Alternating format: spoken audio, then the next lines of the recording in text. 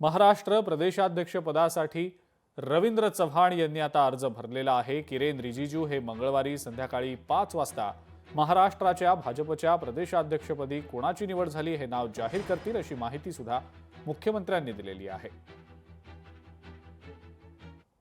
श्री रवी चव्हाण जे यापूर्वी प्रदेशाचे महामंत्री देखील राहिलेले आहेत आणि महाराष्ट्र सरकारमध्ये मंत्री देखील राहिलेले आहेत, ज्यांनी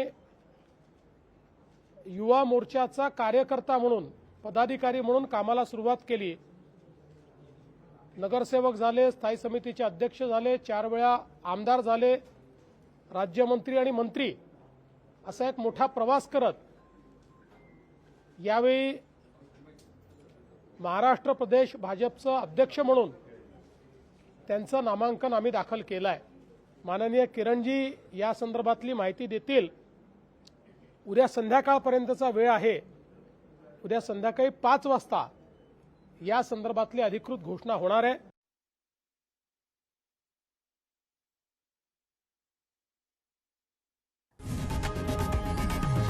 लोकशाही मराठी ऐका, पहा, जागरूक रहा।